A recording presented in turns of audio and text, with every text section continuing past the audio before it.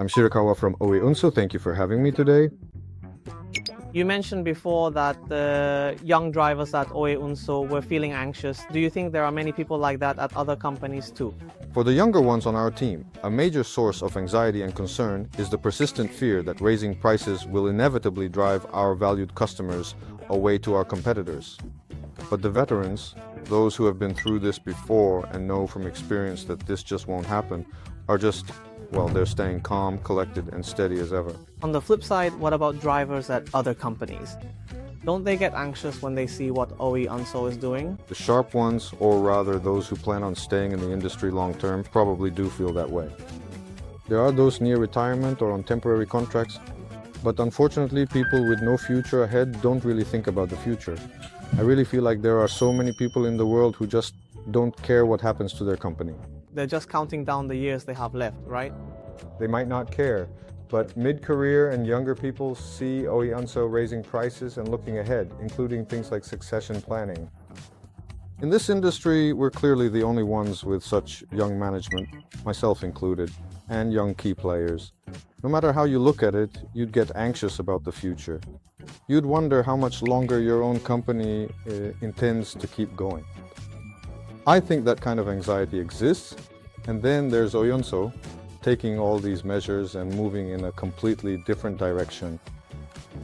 It probably makes them wonder even more, why aren't we doing that? Are we going to be okay? I think those thoughts are surfacing. They might even start speaking up. Drivers on the ground, and not just in this industry, the people called typical truck drivers, they remember when it became a huge national issue around 2023. For those on the front lines, it's about whether they'll lose their jobs. They're thinking seriously about it and gathering information. So if those people are feeling anxious, ohe is willing to take them in.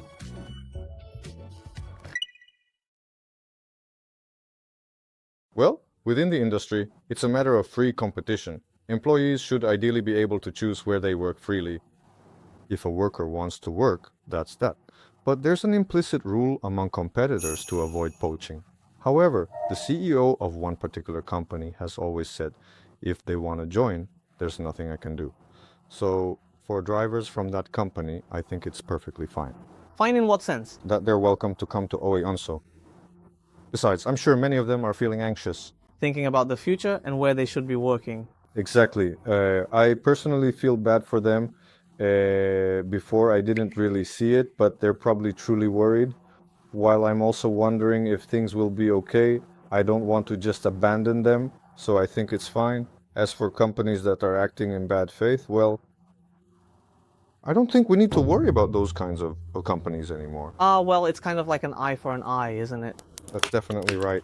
One more thing from our chat earlier was that even among horse trailer manufacturers like Travels, I heard people are asking, are we okay? Because of ohe's posts. Is it common for people at those body shops to change jobs through those kinds of lateral connections? I haven't really heard of that happening. What they make is completely different depending on the company. There are companies that still do everything by hand from scratch, the old-fashioned way. And then, depending on what they're making, it's more like an assembly line process. They've turned it into tasks that many people can easily do. If you really think carefully about that in terms of, for example, a long-distance racehorse transport company like ohe, is it the same skill set? I don't think it's a huge overlap. However, one company in particular seems to have a real commitment to their way. They still use 9-horse specs and don't build 6-horse trailers at all. For us and two of the other major companies right now, we have the corporate know-how from switching from 9-horse to 6-horse trailers, and our veterans know the difference and the workflow involved. They're used to the current 6-horse ones, and some of the newer folks only know those. But for a company that's always stuck to 9-horse trailers, if they went to a 6-horse company, they could probably manage eventually, but I think they'd be a bit confused at first. The way things are done changes. Yes, because it's quite different. Conversely, if someone who only knows 6-horse trailers goes to a 9-horse one, that would be tough too. The rate of horses acting up and other troubles is just higher. When something goes wrong, you also have to deal with the fact that the space is much tighter. For someone who only knows 6-horse trailers, going to a 9-horse one might be technically challenging. In terms of leading the horses or driving skills, is there not much difference? That's right, not in a major way at all, really. The basic foundation of the vehicles is the same after all. Well, the chassis use can vary by company, so the wheelbase, as they call it, well, the distance between the front and rear wheels can differ, which changes the turning radius and such. And depending on whether it's an Isuzu or a Hino, the steering wheel's turning, how should I put it, the angle or whatever, how tight it can turn also varies. Oh, is that so? That's interesting. It is? Well, if you're working as a professional driver, you just realize, oh, this is different, and that's about it. You can adapt to it pretty quickly. I believe Ohe Unso uses two makes now, right? Hino and Isuzu. The main drivers usually stick to the same vehicle, don't they? But the assistants switch around between different vehicles. Right, I think it's tough for the assistants dealing with each vehicle's quirks. I've been noticing lately, or rather being reminded, when I rent a car, what is a guy who used to drive horse trailers on site even talking about? You might think so, but I've always had really bad motion sickness. As a kid, I'd even get sick just swinging on a swing set. Yeah. Even when I first got my license, I'd get sick from my own driving. When you rent a car, they all have such different quirks. Because I get sick easily, I try to drive smoothly when I have passengers. Well, I have habits from driving horse trailers too, things that are just ingrained, right? I really try to focus on driving smoothly, but rental cars just have such strong individual quirks. Since so many different people drive them, it's difficult, isn't it? It's the same with horse trailers. They pick up the habits of the person in charge. It's not like a jerky rental car, but it's still different. Things like how the clutch engages, the accelerator response, the brake response, or where the brake pedal starts to bite, or if it grabs suddenly, it all varies. That sounds like it would be tough every time you switch vehicles. And that's true. If the company only had a few, people might remember them all. But since we have a fair number of vehicles, if you haven't driven one in a while, you probably won't remember. A lot of drivers and office workers too, I feel this way myself, often think about switching jobs if the pay is better, right? How does the pay at other companies in the industry compare to Ohe Anso? Is it higher or lower?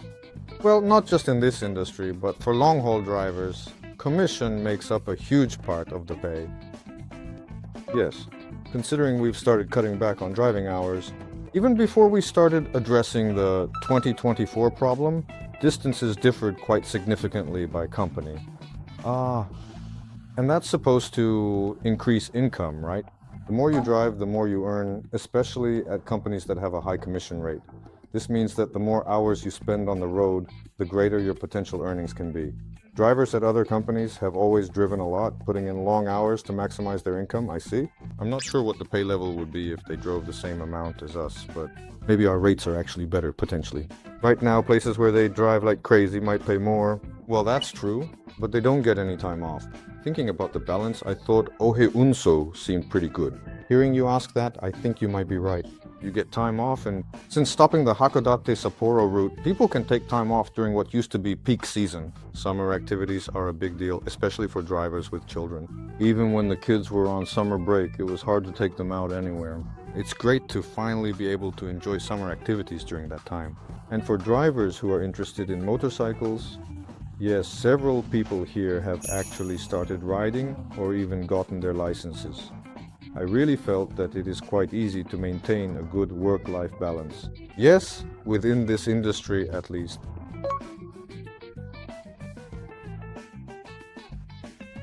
Even at other companies, if they want to do more horse transport work, but want a bit more work-life balance, then Uanso might become an option for them, I think. Right, but... well, if they think that way while really understanding society, that's fine, but young people today, many prioritize having time off or no overtime, saying a lower salary is okay, but they don't really get the reality. Eventually, you know, when they get a partner, want a family, or have a child, they realize for the first time they can't make ends meet. It might be easy, but they choose that without knowing what easy actually entails, so to speak. Right, yeah. Well, this industry is by no means an easy job. It's dangerous. Not easy. Yeah, sure. It might seem pretty easy for some people, but honestly, it definitely comes with its own set of risks. So really, it all comes down to what kind of choice you decide to make in the end. Isn't that right? Right, yeah. It's about having the spirit or something like that. The people who stay in this industry are the ones who don't mind not having time off. Right. Either way. Since you never know when you'll get home, those who come in with that kind of resolve are the ones who last. Well, originally. What do people doing it look for if they change jobs within the same industry? But isn't that just a the grass is always greener kind of thing? Even our own people often say things about how it is elsewhere. I tell them, then why don't you just go there? Right, yeah. But nobody actually moves, do they? Right, yeah. It's probably just talk. They likely only mention the good parts, like, this place does things this way. Apparently drivers at other companies are the same way. Well, I suppose so. So if they decide to actually change jobs from there must be some kind of incident. Overall, I guess. They stay because they're comfortable where they are at the moment, you know. Oh, I think Actually, there are drivers who have come to Uonso from other companies, right? those who were here before go, well, until now we haven't done any outright headhunting, so we even turned down people asking, I'm quitting, so can I join you? Oh, is that so? It's basically the same as headhunting, isn't it? Someone quitting their current job to come here. But I'm thinking of making that okay now. So for this year, 2026, it would be good if the number of drivers increased in that way. That's right. They're ready to work immediately. Yeah. Ah, yes. Among the applicants who reach out to us, you know, we always make it clear in our advertisements that no experience is welcome, which means we are open to people from all backgrounds. But every once in a while, even with that policy, something unusual comes up.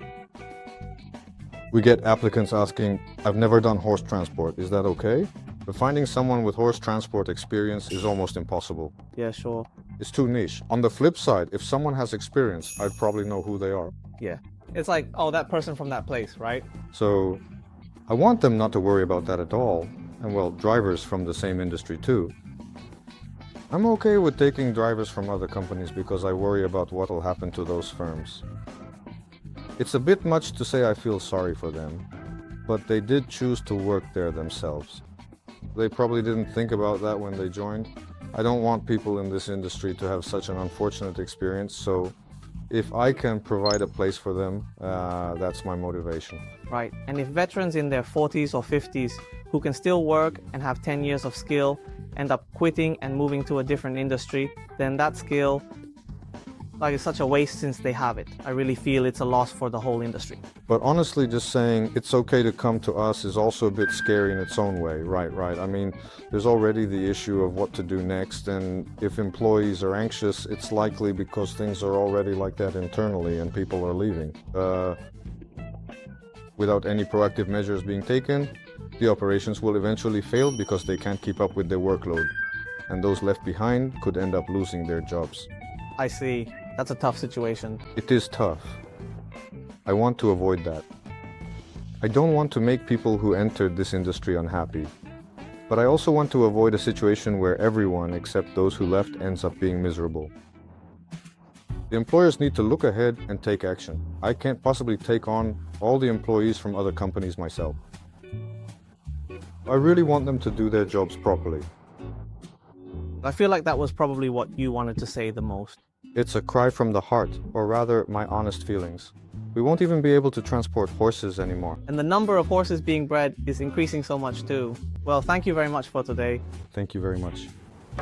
At ohe.horseline, we're looking for drivers. Check out our recruitment or corporate sites in the description. And if you're interested, please apply.